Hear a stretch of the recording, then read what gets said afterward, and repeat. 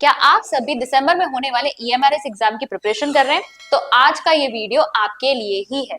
EMRS exam जो आपका 2025 है, इसमें अब आपके बहुत कम दिन रह गए और आज हम डिस्कस करने वाले हैं 40 डेज की स्ट्रेटेजी। अब कैसे ये 40 दिन बन रहे हैं, इसको हम चेक करते हैं। देखिए, आप जानते हैं कि आपके ईएमआरएस की एग्जाम डेट्स जो है वो अनाउंस हो गई थी। आपकी डेट्स क्या क्या आई हुई हैं?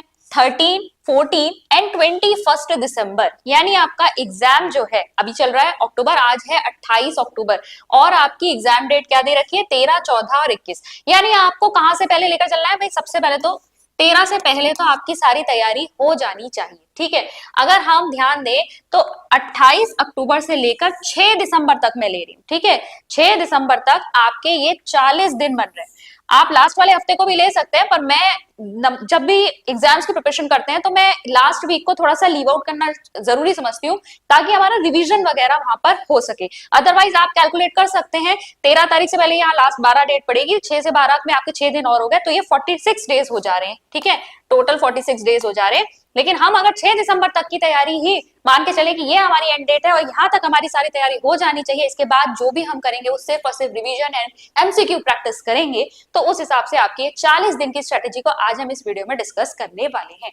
चलिए, सबसे पहले एक नजर डालते हैं अपने एग्जाम पैटर्न की, जिसको आपको बिल्कुल नॉलेज होनी चाहिए। और अगर अभी तक भी आप लोग प्रिपरेशन स्टार्ट कर चुके हैं, क्या कर रहे हैं, तो आपको इसका बिल्कुल दिमाग में आपका एक बना हुआ होगा पैटर्न। लेकिन अगर किसी ने अभी तक भी इसको नहीं देखा है तो प्लीज इसको पहले दिमाग में रख लो। एक और चीज यहाँ पर आपको बताना चाहूंगी, आज है 28 अक्टूबर, लास्ट डेट है ईएमआरएस के फॉर्म को फिल करने की। अभी तक भी अगर नहीं किया है भाई, आज पक्का कर लेना, फीस सबमिट करने की और एग्जाम फॉर्म फिल करने की आज आखिरी तारीख है, ठीक है। चलो अब देखते हैं, अगर हम पीजीटी एग्जाम की बात करें तो आपका इस तरीके का पैटर्न यहाँ पे बताया गया था। टोटल 5 पार्ट्स में आपका ये क्वेश्चन पेपर डिवाइडेड होने वाला है। 5 पार्ट्स में कैसे? यहाँ पर मतलब ये जिसमें से आपकी स्कोरिंग होगी, ठीक है। 6th वाले को अभी बताती हूँ। फर्स्ट क्या था आपका? जनरल अवेयरनेस, टोटल 10 क्वेश्चन पूछे जाएंगे 10 मार्क्स के। रीजनिंग एबिलिटी 15 क्वेश्चन पूछे जाएंगे यहाँ से 15 मार्क्स के। नॉलेज ऑफ आईसीटी यानी कंप्यूटर, ठीक है, यहाँ से आपके 15 क्वेश्चन पूछे जाएंगे 15 मार्क्स के। टीचिंग एप्टीट्यूड से आपका 30 मार्क्स का पूछे जाने वाला है, ठीक है। ऐसे ही अगर आप डोमेन नॉलेज देखें, डोमेन नॉलेज को भी इन्होंने 2 हिस्सों में विभाजित किया हुआ है, जिसमें पहला इन्होंने साफ साफ लिखा है, यहाँ पे ऐसे कोई बहुत डिटेल टॉपिक नहीं है। Experiential activity based pedagogy and case study based questions यहाँ पर आपसे पूछेंगे। कितने? 20 मार्क्स के यहाँ से पूछेंगे। और एनईपी 2020 जो आपका डॉक्यूमेंट है, नेशनल एजुकेशन पॉलिसी 2020, उसमें से ये आपसे 10 मार्क्स का पूछे जाने वाले, ठीक है। तो यहाँ पर बहुत ही डिफाइंड सिलेबस है, इसीलिए हम 40 दिन की स्ट्रेटेजी यहाँ पर डिस्कस कर रहे हैं। बहुत सारे लोग ये सोच रहे होंगे क्या हो भी सकता है? बिल्कुल हो सकता है। क्यों हो सकता है? क्योंकि इनका सिलेबस बहुत ही क्रिस्प और बहुत डिफाइंड है। अगर आप अभी से लग जाए, मैं अगर ये मान के चलूं आपने अभी तक भी कुछ नहीं पढ़ा और आज ही से स्टार्ट करने वाले, तब भी आप इसकी तैयारी कर सकते हैं, क्योंकि सिलेबस इसका वेल डिफाइंड है। बस आपको थोड़ी सी स्ट्रेटेजी लगानी, थोड़ा सा आपको यहाँ पर अपनी रणनीति तैयार करनी पड़ेगी कि मैं कौन से टॉपिक को किस तरीके से तैयार करूं, किसको ज्यादा तैयार करूं, किस पे कम मेहनत करूं। बस वहां से आप एग्जाम को क्लियर कर सकते हैं, ठीक है। तो ये तो है आपका टोटल कितना? 100 मार्क्स का। और जो स्कोरिंग होने वाली है भाई 100 मार्क्स में से ही होने वाली, टोटल यहाँ पे लिखा हुआ है ना 100 मार्क्स, ठीक है। और ये जो है पार्ट 6, ठीक है, इसकी इंपॉर्टेंस कम नहीं है। प्लीज प्लीज इसको बिल्कुल ये मत समझिएगा, लीव आउट मत कीजिएगा। यहाँ पर आपका जनरल इंग्लिश, जनरल हिंदी के क्वेश्चन पूछे जाने वाले हैं आपके इसमें पीजीटी में। टीजीटी में आपकी एक रीजनल लैंग्वेज भी यहाँ पर जुड़ने वाली है, तो 30 मार्क्स का वहां आने वाला है, यहाँ 20 मार्क्स का आने वाला है। इन्होंने कह दिया है अगर आप 40% मार्क्स यहाँ पर लेकर नहीं आए तो ये चेक नहीं होगा, ठीक है। तो पहले तो ये क्वालिफाइंग है और इसमें क्वालिफाई करना मस्ट है। अगर ये क्वालिफाई नहीं हुआ ना तो इसका कोई मतलब ही नहीं बनता, ये चेक ही नहीं होगा, ठीक है। तो यहाँ आपका 40% का मतलब क्या है? 20 में से 8 नंबर लेकर आने। जनरल इंग्लिश के 10, जनरल हिंदी के 10 क्वेश्चन पूछने वाले, ठीक है। आपको 8 नंबर लेकर आने। किसी एक सब्जेक्ट पे भी अगर बहुत ज्यादा मास्टरी है ना, तो वहां से ज्यादा स्कोर करने की कोशिश करो, थोड़े वाले जो दूसरा वाला है उसको थोड़ा सा कम कर लो, लेकिन ये हो जाएगा, बहुत ज्यादा टफ नहीं है। अभी एक बार थोड़ा सा टॉपिक भी फटाफट से बता दूंगी, तो यहाँ पर आपको अंदाज आ जाएगा कि हाँ ये इतना टफ नहीं है। ऐसे ही फटाफट से देख लो, टीजीटी सेम रहने वाला है, यहाँ से पार्ट 5 तक तो बिल्कुल सेम है, ठीक है, पार्ट 5 तक आपका यहाँ बिल्कुल सेम है, वही चीजें हैं जो पीजीटी के लिए हैं। लेकिन यहाँ पार्ट 6 में आपका जो क्वालिफाइंग वाला पार्ट है, इसमें 3 लैंग्वेज है आपकी, ठीक है, जनरल इंग्लिश, जनरल हिंदी और एक रीजनल लैंग्वेज भी है, और तीनों में से आपसे 10-10 मार्क्स के क्वेश्चन आपसे पूछे जाने वाले हैं। ओवरऑल आपको 40% लेकर आना है भाई, 30 मार्क्स है तो 40% बन रहा है, यानी 12 नंबर आपको यहाँ पर लेकर आने ही आने हैं। सेम केस यहाँ भी है, ये क्वालिफाई नहीं किया तो ये चेक नहीं होगा, इसलिए इसमें भी थोड़ी सी मेहनत जरूर आपको करनी पड़ेगी। मेहनत क्या, प्रैक्टिस कर लेना, यहाँ पर क्वेश्चंस की प्रैक्टिस ही आपको करनी है, ठीक है। चलो ये हमने बेसिक पैटर्न देखा, अब अपनी रणनीति कैसे बनानी है उसको देख लो। प्रायोरिटी सेट करो पहले तो, देखो प्रायोरिटी किस बेसिस पे सेट होगी, तुम्हारा है 100 मार्क्स का, ठीक है, 100 मार्क्स का ये आने वाला है एग्जाम, जिसमें से तुम्हारी मेरिट बनने वाली, ठीक है।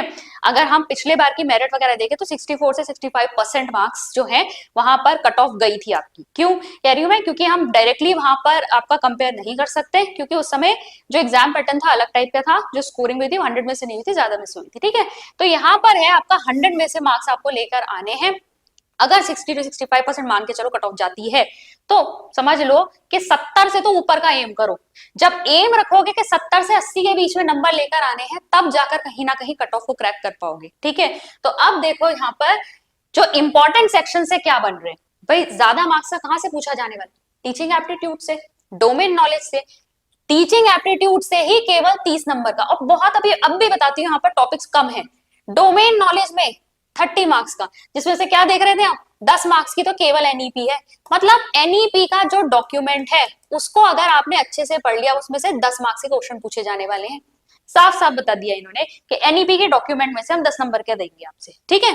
तो यहाँ इतना डिफाइंड है, रिसोर्स भी बता दिया, एनईपी का डॉक्यूमेंट पढ़ना है, ठीक है।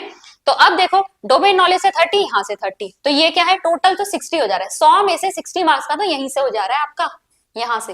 तो इसको क्या देनी पड़ेगी, हाई प्रायोरिटी देनी पड़ेगी। अगर अभी पढ़ना शुरू करना है तो ज्यादा इंपॉर्टेंस किसे दोगे भाई, टीचिंग एप्टीट्यूड को दो, डोमेन नॉलेज को दो।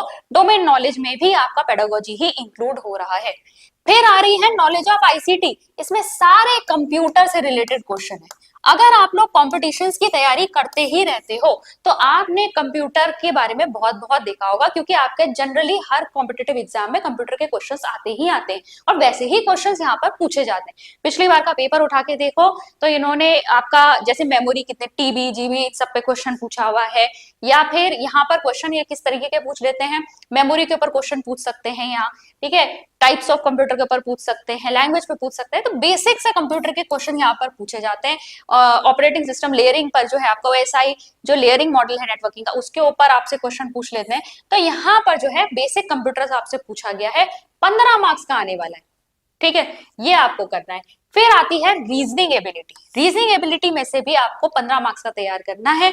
यहाँ पर भी जिसकी रीजनिंग अच्छी है उसके लिए तो काफी स्कोरिंग हो जाता है, जिसकी नहीं है तो थोड़ी बहुत अगर टॉपिक्स को प्रैक्टिस कर ले तो यहाँ से भी काफी अच्छा स्कोर कर सकता है। अच्छा, इसके बाद क्या आता है, इसके बाद आती है आपकी जनरल अवेयरनेस, ठीक है। पार्ट 1 क्या था, जनरल अवेयरनेस। जनरल अवेयरनेस में देखो ओनली करंट इसमें मैंने लिखा है, हाँ। जनरल अवेयरनेस में आप देखोगे ज्यादातर आपसे करंट के क्वेश्चन पूछे गए हैं, किसको कौन सा अवार्ड मिला उससे रिलेटेड आपके क्वेश्चन पूछे गए हैं, ठीक है, तो कौन सी बुक किसने लिखी, ऐसे करके। तो ओनली करंट अगर आप यहाँ से प्रिपेयर करके जाओ, क्योंकि बिल्कुल भी लॉजिक नहीं है कि 10 मार्क्स के लिए आप पूरी की पूरी जीके उठाकर पढ़े। आए हैं क्वेश्चन, पॉलिटी के आए हैं क्वेश्चन, आपके संविधान पे से क्वेश्चन आए हुए हैं, लेकिन इतना पढ़ के फायदा क्या, आप उससे ज्यादा जो स्कोरिंग सेक्शंस हैं उसके ऊपर ध्यान दो, ना कि इस वाले आपके टॉपिक पर, या जिसमें से सबसे कम 10 क्वेश्चन केवल पूछे जाने वाले हैं यहाँ पर। अब इन 10 क्वेश्चंस के लिए करंट पढ़ लो, करंट आपकी जो है वो थोड़ी सी रिफाइंड होगी, कम होगी, उसको तैयार करके चल जाओ, ताकि यहाँ से सारे मार्क्स लूज ना हो, कुछ कुछ मार्क्स यहाँ से आप गेन कर सको। पूरा जीके पढ़ने की बिल्कुल जरूरत नहीं है। 40 दिन अगर आपके पास बचे हैं उस स्ट्रेटेजी में तो ये फिट नहीं बैठ रहा है। अगर हाँ पहले से प्रिपरेशन करते आ रहे हो, यहाँ पे से आपका कुछ कुछ हिस्सा जो है ऑलरेडी प्रिपेयर्ड है, तब ठीक है, अपने मन का अगर कुछ सेलेक्ट करके यहाँ पर पढ़ना चाहते हो, लग रहा है कुछ प्रीवियस पेपर देख करके यहाँ से इंपॉर्टेंट है, आ सकता है, तो वहां पे पढ़ लो। अदरवाइज मैं बिल्कुल भी रेकमेंड नहीं करूंगी कि 10 मार्क्स के लिए आप पूरी जीके उठाकर पढ़े, ठीक है, बहुत बड़ा होता है। यहाँ पर आपका हिस्ट्री, पॉलिटी, ज्योग्राफी इतना ज्यादा पढ़ने की जरूरत नहीं है, फिलहाल नहीं है। 40 दिन की स्ट्रेटेजी में तो कहीं से फिट नहीं बैठेगा, ठीक है। फिर आता है आपका जनरल इंग्लिश, जनरल हिंदी, जिसके लिए मैं आपको कह रही हूँ इंपॉर्टेंस इसे भी देनी है आपको।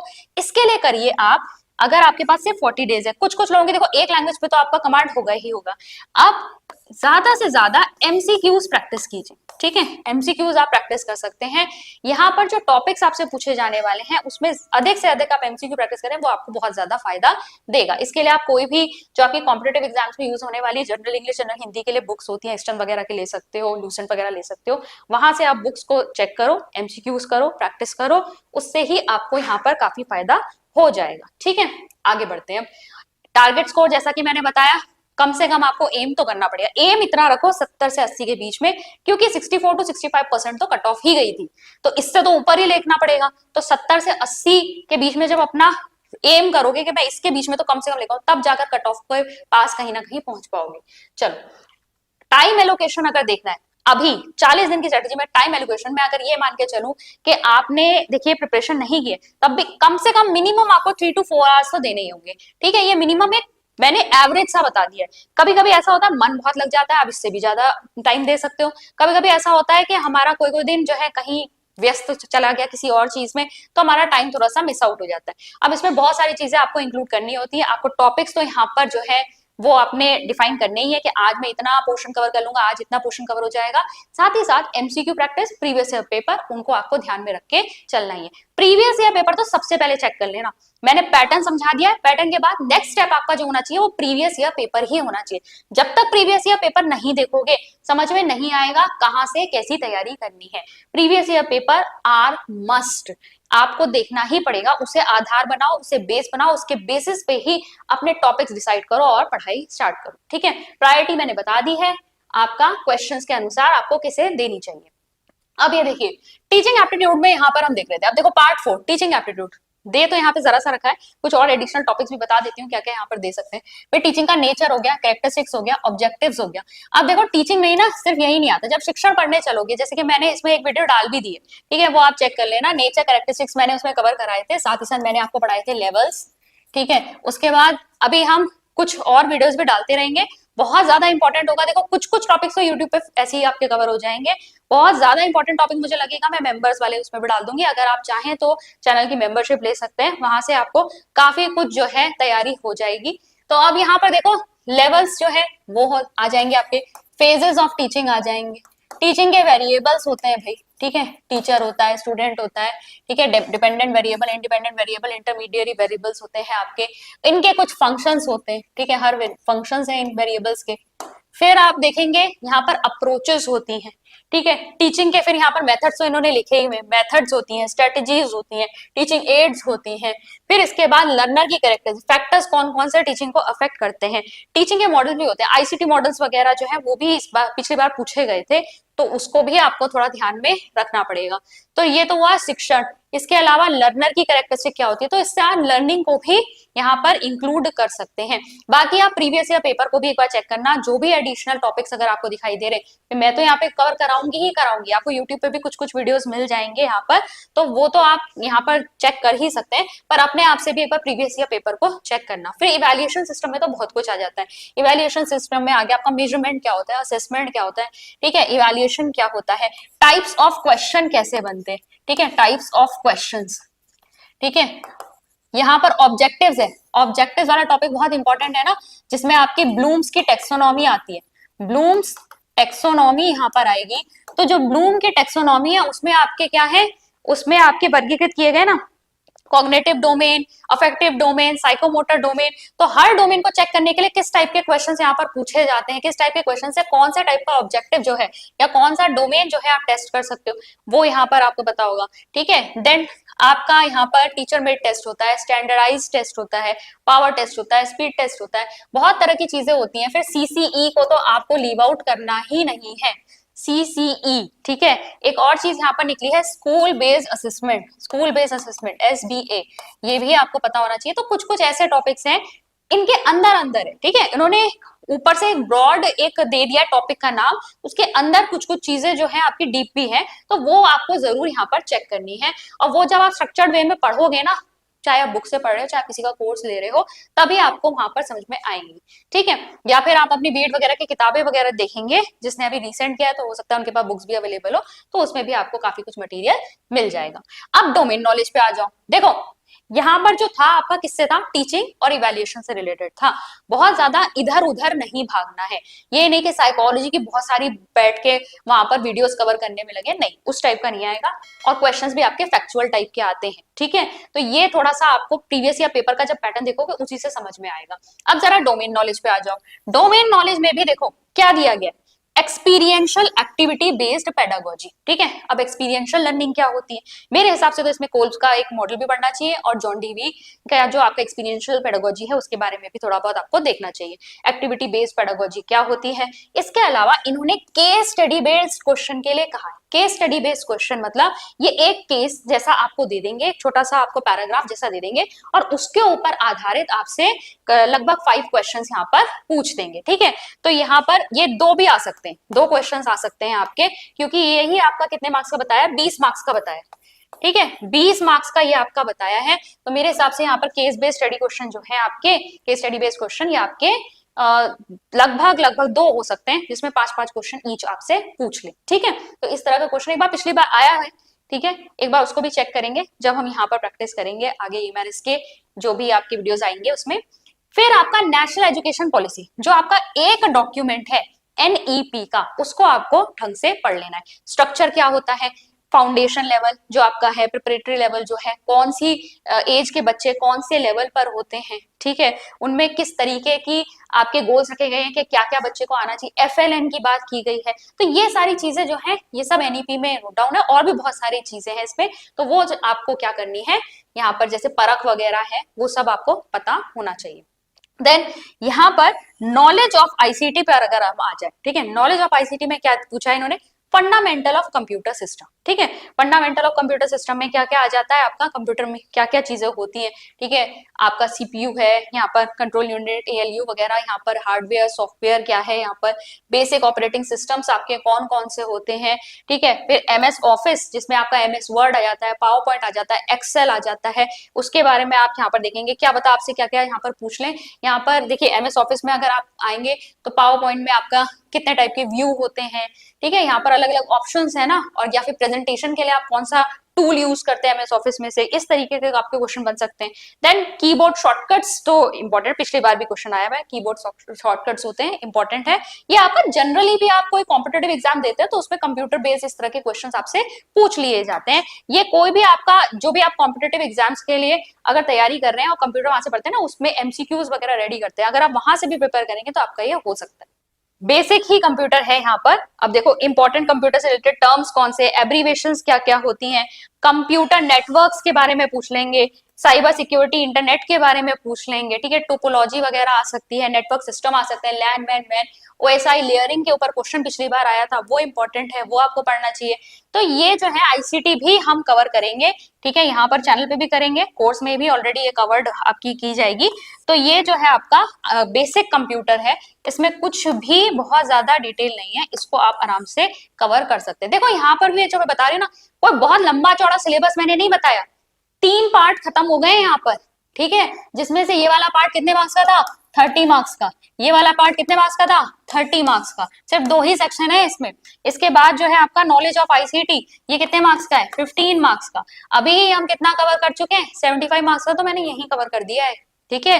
कवर कर दिया कहने का मतलब आपको बता दिया है कि बहुत लंबा चौड़ा सिलेबस नहीं है, इतने में ही आपका हो जाना है। इसीलिए मैं कह रही हूँ 40 दिन जो है बहुत कम नहीं है। अभी से तैयारी अगर सीरियसली शुरू कर दी तो आराम से ईमैथ्स का एग्जाम जो है निकाल सकते हो। यहाँ पे केस स्टडी बेस्ड क्वेश्चन को भी लेकर घबराने की जरूरत नहीं है। एक बार बता देती हूँ, बेसिक जो आपसे है कि कोई क्लासरूम सिचुएशन दे देंगे, क्लासरूम सिचुएशन जो है वहां पर क्या हुई है और उसके बेसिस पर जो आपके टीचिंग एप्टीट्यूड वाले रिलेटेड क्वेश्चन होते हैं ना, कि ऐसे में शिक्षक को क्या करना चाहिए या यहाँ पर इसका क्या रीजन निकला, ऐसे ही क्वेश्चन पिछली बार इसी तरीके का क्वेश्चन आया था, तो ऐसा ही क्वेश्चन यहाँ पर पूछा जाएगा। तो घुमा फिरा के देख लो तो ये भी कहीं ना कहीं पेडागोजी ही है, ये वाला भी पेडागोजी है, ये भी कहीं ना कहीं पेडागोजी ही है। और पेडागोजी इतनी टफ होती नहीं है, ठीक है, सिंपल ही होती है। तो यहीं से आपका कितना मार्क्स जो है कवर हो जा रहे हैं। फिर रीजनिंग एबिलिटी को अगर आप देखो तो ये आपकी कोई भी कॉम्पिटेटिव एग्जाम्स के लिए जो आप बुक्स यूज करते हो, आर.एस. अग्रवाल वगैरह यूज करते हो, ठीक है, या कुछ भी इस तरह की किताबें हैं जो आप अन्य कॉम्पिटेटिव एग्जाम्स में रीजनिंग का पोर्शन कवर करते वक्त इस्तेमाल करते हो, उसमें आप प्रैक्टिस करिए। ये रीजनिंग एबिलिटी तो आपका क्वेश्चन प्रैक्टिस करने से ही मजबूत हो पाता है। देखो करने का मतलब ये होता है कि आपका ना जरूरी नहीं है कि आप सारे ही सेक्शंस को बहुत ही अच्छा कर दो, लेकिन कुछ सेक्शंस पर तो अपनी बहुत अच्छी कमांड बनाओ, लेकिन बाकी सेक्शंस को लीव आउट मत करो, उसमें से ऐसे रखो कि इतने मार्क्स तो मैं इसमें से स्कोर कर ही लूं। घुमा फिरा के आपको क्या करना है, 70 से 80 के बीच में नंबर लेकर आने हैं। तो ये आपको अब अपना दिमाग लगाना है, अपनी स्ट्रेंथ और वीकनेस को देखते हुए कि मैं कौन से सेक्शन से ज्यादा मार्क्स खींच पाऊंगा, कौन सा मेरा सेक्शन वीक है, तो मैं कम से कम इसको एक बेसिक तैयार कर लूं कि इसमें से सारे मार्क्स लूज ना। लैंग्वेज कॉम्पिटेंसी, जैसा कि मैंने आपको बताया, जनरल इंग्लिश, जनरल हिंदी के लिए मैं कह रही थी। जनरल इंग्लिश देखो यहाँ पर क्या पूछा गया, verb, tenses, voice, subject, verb agreement, आपका articles, comprehension, fill the blank, error correction, ये बेसिक इंग्लिश है जो आपका इसी तरह के एग्जाम्स में पूछी जाती है, ठीक है, जनरल इंग्लिश। तो इसके लिए भी आप क्या करेंगे, आप को अरिहंत वगैरह वाली जो बुक्स है, चंद वाली किताबें हैं, उस तरह की बुक्स आप ले सकते हैं, एमसीक्यू प्रैक्टिस करिए और वहां से आप जो है इसको प्रिपरेशन कर सकते हैं। ऐसे ही हिंदी में भी आप देखेंगे तो आपके संधि, समास, विलोम शब्द, पर्यायवाची, सामान्य अशुद्धियां, ये सारी चीजें यहाँ पर आई हुई है। अगर आप हमारा कोर्स ज्वाइन करते हैं तो वहां पर आपको कुछ रिकॉर्डेड वीडियोस आपके हिंदी वाले पोर्शन के तो मिल जाएंगे, ठीक है, इन सब की। अब अगर आप स्ट्रक्चर्ड वे में तैयारी करना चाहते हैं तो आप हमारा कोर्स ज्वाइन कर सकते हैं। ईएमआरएस 2025 का टीजीटी पीजीटी के लिए हमारा कोर्स चल रहा है। यहाँ पर आपकी जो आईसीटी है, टीचिंग एप्टीट्यूड है, डोमेन नॉलेज है, वो तो कंप्लीटली कवर कराया जाएगा। साथ ही साथ जो है रीजनिंग के यहाँ पर आपको मिल जाएंगे रिकॉर्डेड वीडियोस, और जो आपका पोर्शन है जीके का, उसकी करंट की आपको पीडीएफ यहाँ पर प्रोवाइड हो जाएंगे। जैसा कि मैंने कहा, हिंदी के भी रिकॉर्डेड लेक्चर्स आपको यहाँ प्रोवाइड हो जाएंगे। तो काफी कुछ आपको इस वाले कोर्स में मिल जाएगा। इसके लिए आपको क्या करना है, बस आपको हमारी अचीवर्स ऐप को डाउनलोड करना है, ठीक है। आप हमारी अचीवर्स ऐप को डाउनलोड कर सकते हैं। हमारी अचीवर्स ऐप को का डाउनलोड करने का जो लिंक है नीचे डिस्क्रिप्शन बॉक्स में दिया हुआ है, आप वहां से क्लिक करके आप अचीवर्स ऐप को डाउनलोड कीजिए और वहां पर जाकर इस कोर्स की डिटेल्स को आप चेक कर सकते हैं। कम टाइम में भी हम यहाँ पर अच्छी तैयारी कर लेंगे। अगर आप सिर्फ और सिर्फ हमारे साथ YouTube से ही जुड़े रहना चाहते हैं और वहां से हमारे साथ इसकी प्रिपरेशन करना चाहते हैं तो आप हमारा टेलीग्राम ग्रुप भी ज्वाइन कर सकते हैं। YouTube पे जो वीडियोस आते रहेंगे उनकी जो पीडीएफ फाइल्स हैं आपको हमारे टेलीग्राम ग्रुप पे मिल जाएंगे। टेलीग्राम ग्रुप जो है आपका मेगा जयसवाल अचीवर्स नाम से है, इसका लिंक भी आपको नीचे डिस्क्रिप्शन बॉक्स में मिल जाएगा। प्लस कमेंट बॉक्स देखेंगे तो कमेंट में भी आपका पिंड कमेंट में आपको इसके लिंक्स मिल जाएंगे। जो भी हमारे सोशल मीडिया प्लेटफॉर्म्स होते हैं उनके लिंक्स आपको मिल जाएंगे। तो आई होप आपको ये 40 दिन की स्ट्रेटेजी समझ में आई होगी। इससे आपको थोड़ा बूस्ट तो मिला होगा कि हम इसको प्रिपेयर कर सकते हैं। बाकी देखिए, स्ट्रेटेजी मेरा काम था एक जनरल आपको एक वे बताना कि किस तरीके से आप आने वाले दिनों को मैनेज करके अपनी इस पढ़ाई को आगे बढ़ा सकते हैं। अपनी स्ट्रेंथ वीकनेस को देखते हुए कौन से आपके पास रिसोर्सेज अवेलेबल हैं, किस चीज में आप जो है ज्यादा स्ट्रॉन्ग है, किस चीज में वीक है, उसे देखते हुए अपनी एक स्ट्रेटेजी डिजाइन कीजिए और आप इस एग्जाम को जरूर क्लियर कर पाएंगे। चलिए, अगर आपको आज की वीडियो अच्छी लगी हो तो हमें एक लाइक जरूर दीजिएगा। चैनल को अभी तक सब्सक्राइब नहीं किया तो सब्सक्राइब कर लीजिएगा और बेल आइकन को जरूर टैप कीजिएगा जिससे हमारे सभी नए वीडियोस के नोटिफिकेशन आपको टाइम से मिल जाए। मैं मिलती हूँ आपसे नेक्स्ट लेक्चर में। Thank you.